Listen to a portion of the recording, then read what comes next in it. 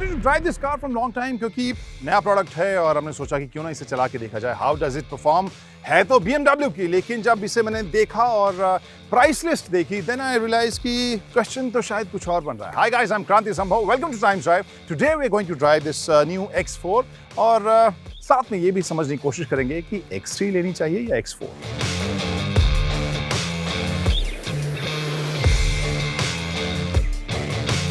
तो अगर हम लुक के हिसाब से बात करें, बहुत ज़्यादा आपको अलग नहीं दिखेगी BMW फैमिली से. सेम किडी ग्रिल, बोल्ड BMW बैजिंग, यहाँ पर हल्का सा ग्रेइश मैटर जो बम्पर के निचले हिस्से में आपको देखने को मिल रहा है, साथ में ब्लैक फिनिश. तो ओवरऑल फेमिलियर आपको शेप डिज़ाइन लगेगा, लगभग वही चीज़ यहाँ मिलेगी. असली जो फ़र्क है वो इसके पिछले हिस्से में. Let's go.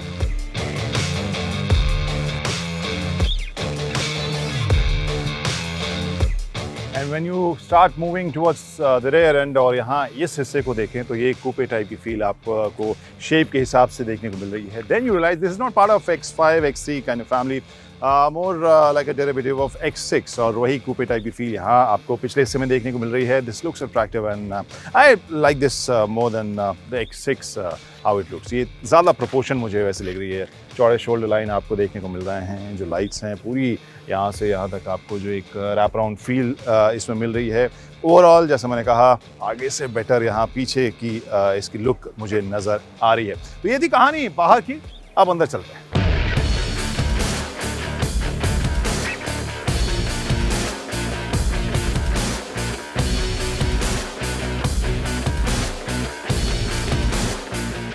And now I'm sitting at the driver's seat और यहाँ पर दो वर्ड्स सबसे पहले मुझे नज़र आ रहे हैं अपने जहन में. That is one solid and second is premium. यहाँ सभी आप इसे देखें, बहुत ही सॉलिड बनावट वाले डिज़ाइन के साथ, ओवरऑल लुक के साथ आपको यहाँ देखने को मिलेंगे. प्लस प्रीमियम, आप चाहे लेदर आप स्टीयरिंग व्हील देखें या फिर डोर पैनल्स देखें या फिर डैश देखें, सब जगह आपको सॉफ्ट यहाँ पर टच महसूस होगा. बीच में ये पैनल जो दिया गया है अलग पैटर्न के साथ और यहाँ एक डल मेटालिक फील दी गई है हाइलाइट्स के तौर पर. AC वेंट्स के जो स्विचेस हैं, चाहे क्लाइमेट कंट्रोल के हों या फिर आपके ऑडियो सिस्टम के, वो सभी आपको कुल मिलाकर जैसा मैंने कहा प्रीमियम फील ज़रूर दे रहे हैं. Now let's move to the steering wheel. और स्टीयरिंग व्हील के ऊपर मुझे यहाँ इधर क्रूज कंट्रोल के कंट्रोल्स देखने को मिल रहे हैं. यहाँ पर ऑडियो कंट्रोल आप देख सकते हैं अपने मोबाइल फ़ोन को कनेक्ट करने के लिए या बात करने के लिए. Then you have this switch. Paddle shifters दिए गए हैं स्टीयरिंग व्हील के ठीक पीछे. और इसके बाद अगर मैं इस इंस्ट्रूमेंटेशन पैनल की बात करूं, डिजिटल डिस्प्ले है लेकिन स्टाइल या इसका डिज़ाइन जो है वो एनालॉग वाला है. Interesting, very interesting. और फिर मैं इस स्क्रीन पर जाता हूं. स्क्रीन भी काफ़ी बड़े साइज़ का स्क्रीन आपको यहाँ देखने को मिलेगा. और मोर लेस जो कनेक्टिविटी की बात आजकल कई सारी गाड़ियों में हम देख रहे हैं, वही कनेक्टेड फीचर्स इसमें कुछ एक आपको ज़रूर मिलेंगे when you go into the menus. और अलग अलग कमांड्स आप यहाँ पर देख सकते हैं, जिसमें से एक आप बहुत इंटरेस्टिंग है जेस्चर कंट्रोल. यहाँ पर अपने ट्रैक्स को आगे पीछे करने के लिए या फिर वॉल्यूम को अप डाउन करने के लिए यू जस्ट डू दिस और वॉल्यूम बढ़ रहा है. अभी मैंने म्यूज़िक पॉज कर रखा है, इस वजह से म्यूज़िक नहीं चल रही, लेकिन यहाँ पर वॉल्यूम जो है बढ़ रहा है. तो ये जेस्चर दोनों जो है वो काफ़ी इंटरेस्टिंग है.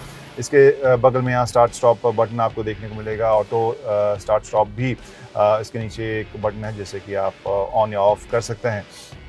फिर एक फीचर यहाँ है जो दरअसल डिस्प्ले की है, जिसमें आप इट्स लाइक रिमोट ओनली. यहाँ कार के बारे में बहुत सारी जानकारियाँ अपने पॉकेट में अपने ऑफिस में बैठकर ही पा सकते हैं, जिसमें कार के स्टार्टिंग के टाइम को सेट कर सकते हैं. यानी आपको अगर ऑफिस 5 बजे निकलना है तो उससे 10 मिनट पहले, 15 मिनट पहले you want this car to cool down. और अगर ये गर्मी में खड़ी है तो फिर आप इसके टेम्परेचर को सेट कर सकते हैं, कितने बजे निकल रहे हैं उस हिसाब से गाड़ी स्टार्ट होकर एयर कंडीशन ऑन होकर आपके लिए मामला बिल्कुल यार ठंडा रहेगा. वैसे मैंने यहाँ से क्यों उठाया, क्योंकि यहाँ पर भी एक फीचर जिसके बारे में बात करना चाहता हूँ, वायरलेस चार्जिंग की सुविधा यहाँ पर आपको देखने को मिल रही है.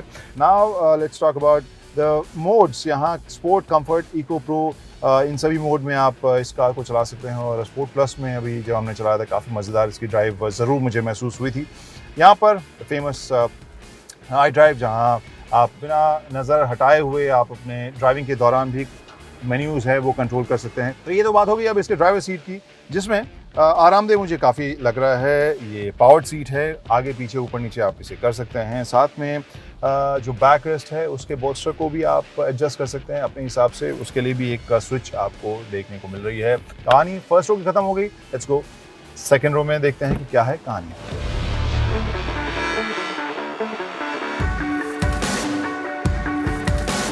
सेकेंड रो में आते ही मानो थोड़ा सा क्लॉस्ट्रोफोबिक हो जाता है। It's not as open as the first row. यहाँ पूरा रूफ जो है, since this is sloping roof, उस हिसाब से हेडरूम मेरे हाइट के लिए कम है, एवरेज इंडियन हाइट के लिए ठीक होगी जगह ये।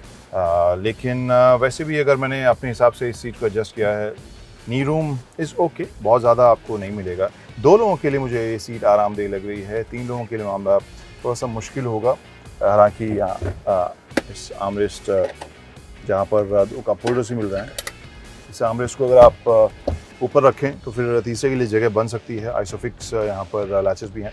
यहाँ आपको क्लाइमेट कंट्रोल के कंट्रोल्स भी मिल रहे हैं, 2 AC वेंट्स आपको देखने को मिल रहे हैं। तो पिछली सीट बहुत ज़्यादा एक्साइटिंग मुझे नहीं लग रही है, लेकिन यहाँ पिछली सीट की एक बात ज़रूर है कि अगर आप रात में या किसी खूबसूरत मौसम में, ठंड के मौसम में जो आप जा रहे हो, यहाँ से सनरूफ का नज़ारा कहीं बेहतर नज़र आ रहा है, जो कि काफ़ी बड़े साइज़ का है। चलिए एक बार हम लगेज स्पेस देख लेते हैं, वहाँ पर देखते हैं जगह कैसी है।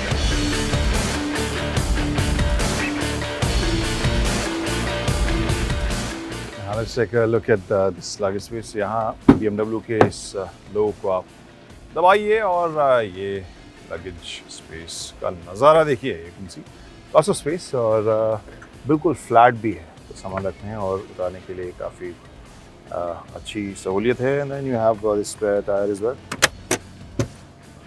और एक और फीचर यहाँ पर आप देख सकते हैं, 60-40 स्प्लिट आप सुनते होंगे, लेकिन you don't have to worry about that. Last story I don't know if you saw, लेकिन उसमें किस तरह से सीट जो है बिल्कुल धड़ाम से मेरे चेहरे पे मुड़ गई थी। लेकिन यहाँ पर एक बस लीवर खींचिए, सीट मुड़ गई इस साइड, अगेन वेरी कन्वीनियंट, और फिर ये स्विच दबाइए, कहानी खत्म।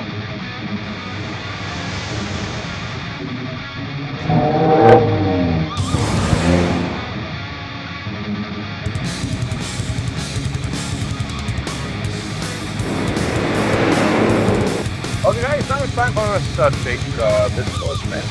हम चला रहे हैं X4, X-Drive, 30i and Sport X। ये सारे X's हैं और now we are trying to find out कि इसका X factor कौन सा है इस X4 का। काफ़ी दिनों के बाद हम इसे चला रहे हैं। ये लॉन्च तो काफ़ी पहले हो गई थी, लेकिन अभी तक मौका नहीं मिला था इसे भगाने का। So now we'll talk about the handling and the performance of this car, कि किस तरह से भागती है।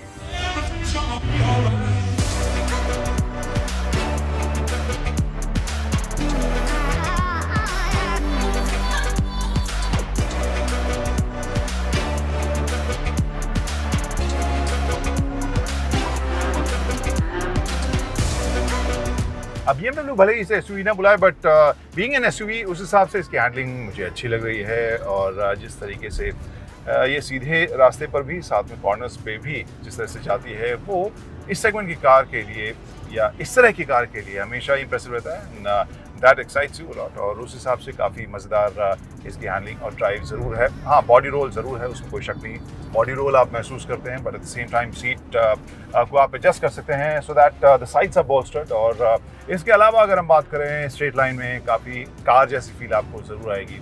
सो that ways performance is nice. और जो पावर डिलीवरी है वो भी आपको काफ़ी लीनियर सी रहेगी। जो कई बार M देखते हैं प्रीफिक्स विद एनी BMW का, उस हिसाब से हमारा एक्साइटमेंट या एक्सपेक्टेशन लेवल थोड़ा बढ़ जाता है। तो ओवरऑल अगर हम पावर डिलीवरी और परफॉर्मेंस की बात करें, वहाँ पर थोड़ी लीनियर आपको लगेगी, काफ़ी कंफर्टेबल रहेगी। और स्पोर्टी वर्जन में जब आप जाएंगे, sport plus, sport individual, then this feels more exciting. लेकिन वहाँ पर भी अगर आप ये उम्मीद कर रहे हैं कि पावर उन गाड़ियों की तरह आपको महसूस हो, स्पोर्टी वैसी महसूस हो, when you see M prefix with any BMW का, तो वहाँ पर आप हो सकता निराश हो। So overall I think this segment, this kind of performance, it is very powerful और काफ़ी क्विक भी आपको लगेगी।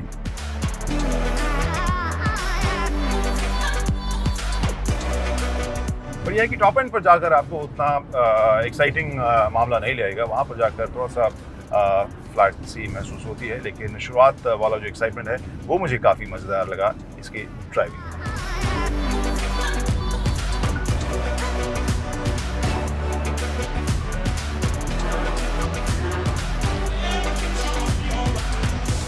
या तो वही सवाल हमारा कि बिंदु कहाँ विश्राम करती है। I seriously felt X4 to be a good package, exciting package, दिखने में काफ़ी स्टाइलिश ज़रूर है और बिंदु विश्राम करती है आपके स्टाइल स्टेटमेंट के ऊपर। In case you want to give that kind of style statement and you have a budget around 60 to 65 lakhs और more than that, then I think you can go for X4 also, क्योंकि X3 हाँ अच्छी है, performance अच्छा है, लेकिन वो भी बहुत ज़्यादा सस्ती नहीं है, इससे कुछ 4-5 लाख रुपए ही कम है उसके एक शोरूम प्राइसेस में। I think that ways this looks much better and performs really nice, and this makes sense.